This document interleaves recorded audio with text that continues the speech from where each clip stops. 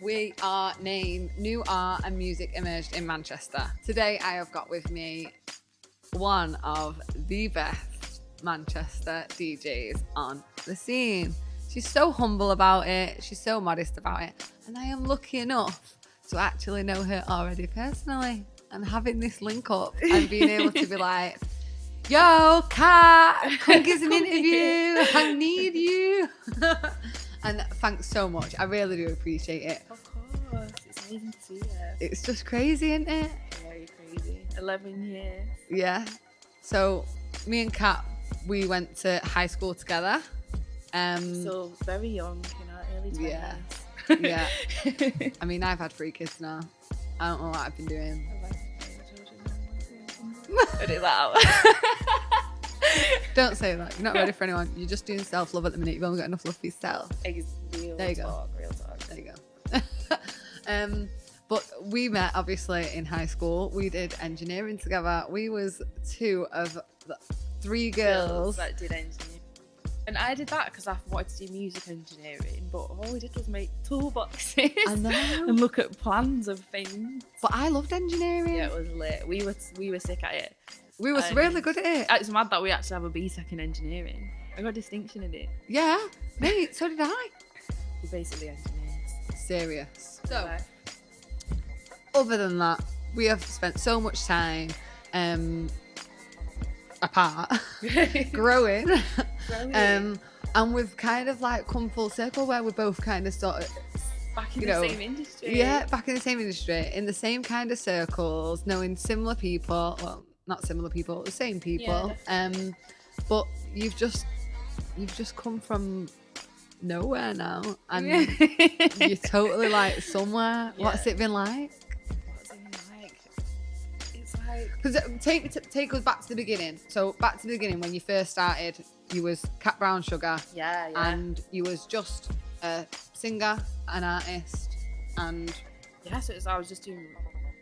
When I was Katbrowsugar, was when I was doing my radio, when I first got my radio show. So I did an EP before that, which was just Kat. All right. Well, forgettable name, but... And then I went on radio, and I was going to call my radio show Katbrowsugar Show. So I was calling it that, like, you listen to Katbrowsugar Show. Because that was my Twitter name, because that was the name of the band I was in uni. I was in a band called Brown Sugar, and I couldn't think of a name, so I was like, just use your Twitter name. Yeah. And then basically I was doing my show for a bit, and then someone came up to me and was just like, oh yeah, you Katbrowsugar? And I was like, I like the sound of that. So I was like, I am. Yeah, I am. I can be your brown sugar if you want me to, baby. So then I was like, she's available. We are, interviews are now open. DM me. No, actually don't. Take me for dinner. No, so yeah, I was like, I'll just be Katbrowsugar, and I just really liked it, just stuck. Like, it's kind of me, like, if you know me, it really is me, it like, is. Katbrowsugar, yeah. Show. The amount of times that we spent walking from like one school to the other with our headphones in, listening to our music. Yeah. That's the treasured moment in my life. Yeah, listening to Oh Marianne. That's where my heart used to be. I'm so cold, I'm so cold, I'm so cold. Legendary time. Headphones in, walking down the road, both linking each other. You have this headphone, I have this headphone, and we'd listen to our heartbreak R&B anthem. And make it emotional times. Look at us now. But other than that moment in your life. Other than that moment in life, you did all the choir and all that kind of thing at school, and you had your love for music young, didn't you? Yeah, for real. So, from high school, what happened? I went to college and did music. Then I went to uni and did music. But I just want to say at all these points, I was definitely the underdog. Like, I was the underdog in school because, they have the favourites in music. Yeah. I wasn't the favourite. I had to play a man in the school play. Anyway, I was the underdog in college. Wasn't a favourite singer then. I was most certainly the underdog in uni because it's a lot of like being classically trained, knowing your music theory, which I didn't come from a classically trained background. Like, I sort of know things by ear, just by hearing things. Yeah. And our course was not geared up towards singers really, especially singers that don't come from a classically trained background. So I was most definitely the underdog in uni. Passed that though, 2-1, you know what I mean? And then even on the Manchester music scene, like, I don't really have any cosigns or anyone that's like, No. this girl is it. But I've just always done it because no matter what, like I just love music. Yeah. Like I've just always loved music, whether I'm doing it in a pub down the road, whether I'm doing a set in Croatia, whether I'm playing in Barcelona, whether I'm DJing in my bedroom. Like the love is still the same. Yeah. And every gig, like the hype is still the same. You have become so much more well-travelled though now, haven't you? Yeah, like definitely. you've started to be able to move amongst the scenes abroad and at home, and that's got to be such an accomplishment, such an amazing experience to be able to go and vibe. And you know, when you're playing all of these tracks and stuff, it's like you're influencing other people's moods, aren't you? It's like you're setting like I see it as like I'm setting the vibe for this party right now, and you're like, I determine whether you as well. Yeah, people come to listen to you now. Things have changed now. It's not like trying to get people to come to your events. It's like it's crazy. It's like I'm DJing and it's so crazy when everyone knows already. So what do I need to do? I did a gig the other week, and I was singing it, and like through the night, like quite a few people just coming up to me being like, "Yeah, I love your stuff. Like, oh, I've come to see you," and I'm like, I didn't know what to say. I was so shy, and they're just like, "Are you Katbrowsugar?" And I'm like, "Yes." You've got your EP out, haven't you? Yeah, I've got Pink Trees. iTunes, Pink Trees out. And it's got such a chilled. It's so it's so chilled. If you haven't listened to this album yet, you need to go and have a look. It is Pink Trees, Katbrowsugar. You can find it on iTunes. Released in 2018. How many tracks are on the album?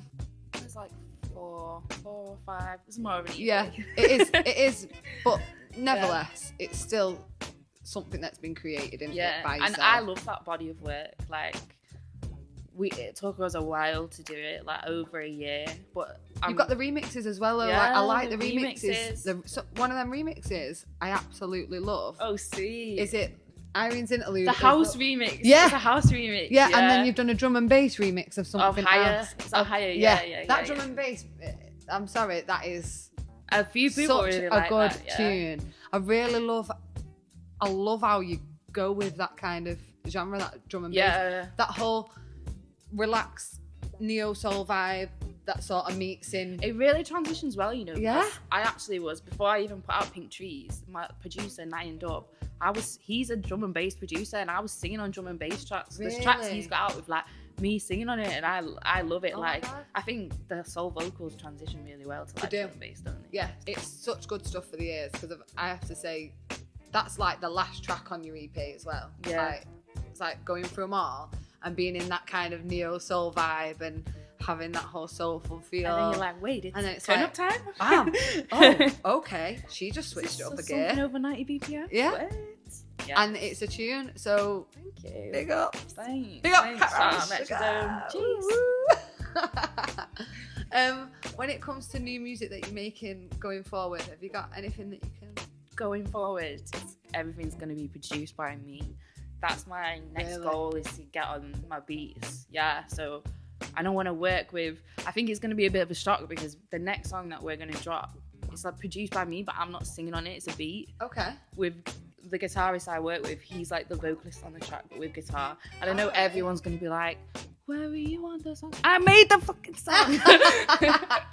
So because, but that shows the versatility of you again, being able to move in different areas of your work. Definitely. And I think it's just me just being a creative, not being I am a singer or I do radio, I am a DJ. Like, I just create, like, and I feel so blessed and grateful that I can literally wake up and be like, oh yeah, do you know what, I'm gonna work on some beats today, or I'm gonna have a little DJ today, or maybe I'll write to this beat someone sent me, and I just feel like I can just express myself in various different forms. You know what I mean? Like, if I do my podcast, people can hear me chatting shit like I normally do.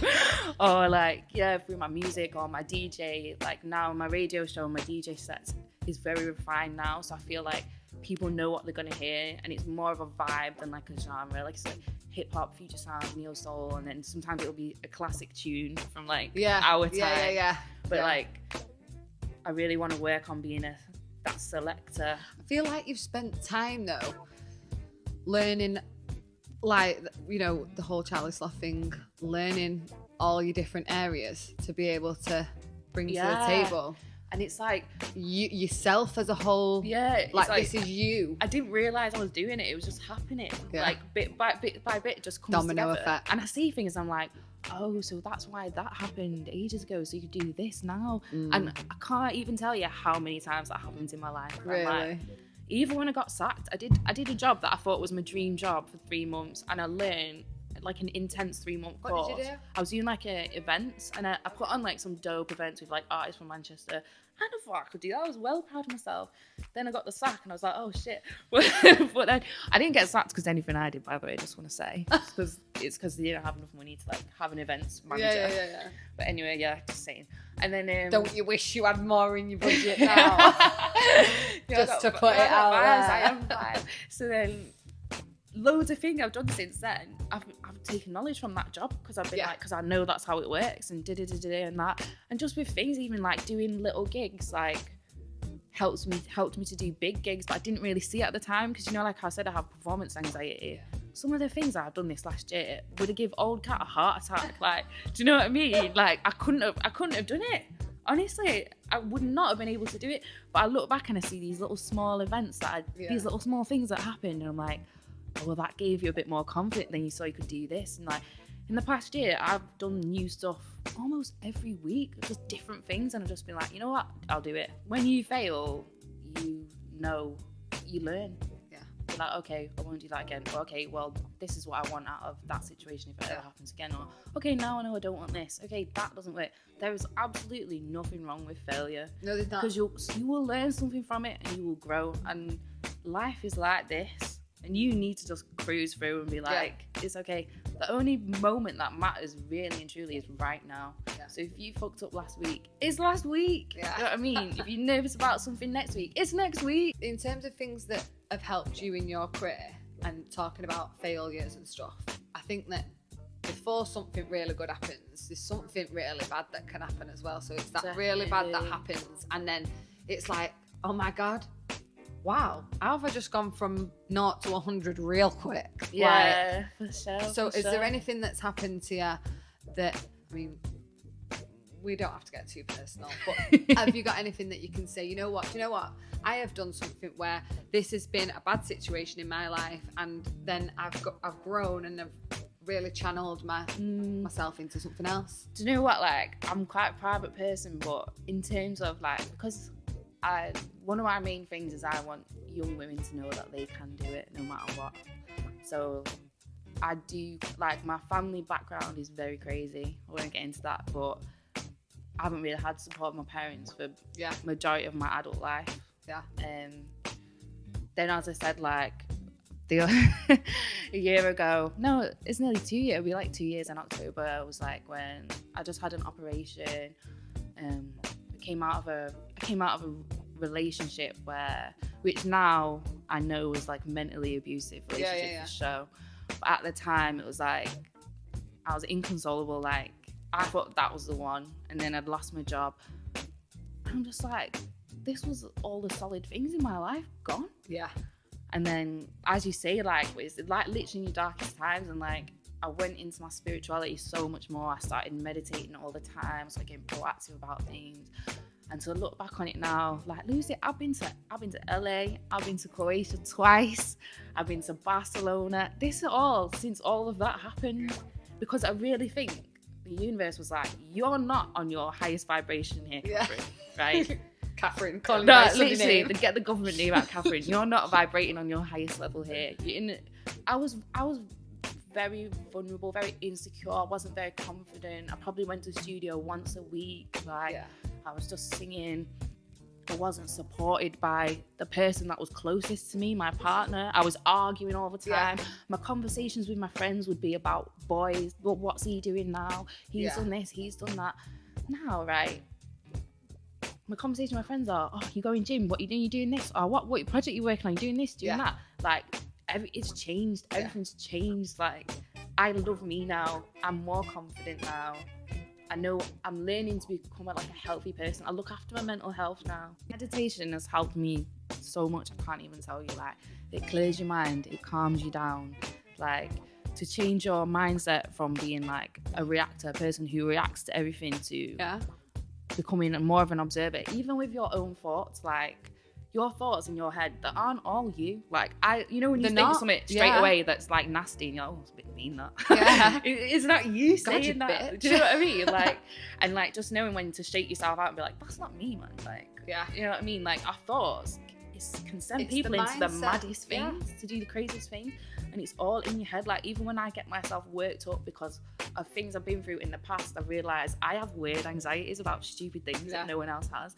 And I know it's because of things that have happened to me. So now I'm like, I check myself and I'm dealing with it because I want to be healthy.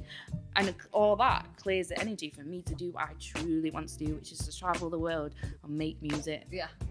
And I think when you are doing all of this spiritual, soul search and all that kind of thing, whether or not it's to somebody else's taste or not, either way, it's helping you. Honestly. And it's doing what it needs to be doing for you.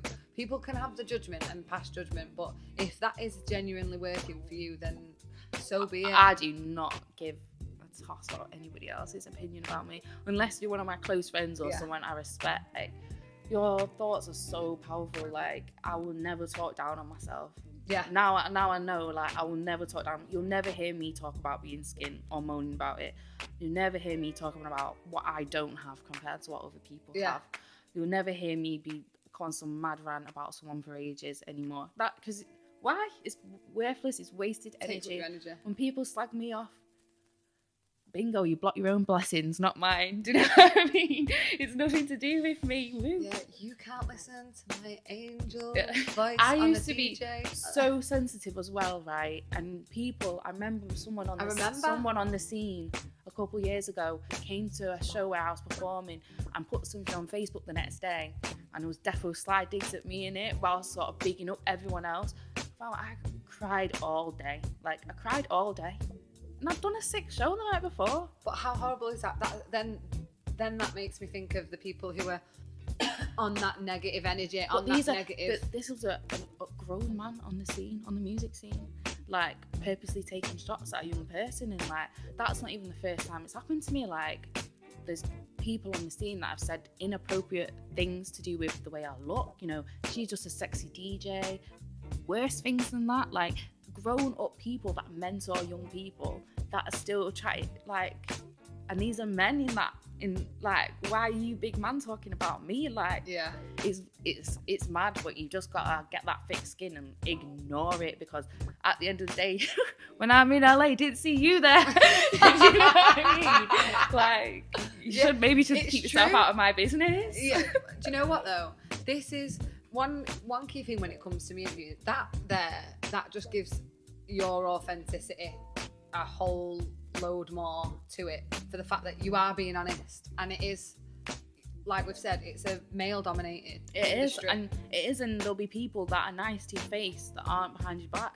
And, like, honestly, sometimes my blood is boiled because of the people. Like, I even see them at events and they're like, but these are people that pollute. I think these are people that pollute the industry though, because you've got artists that are really trying to promote this good energy, this good vibe and all that kind of thing, and you've got people like that diminish them people, and for what cause?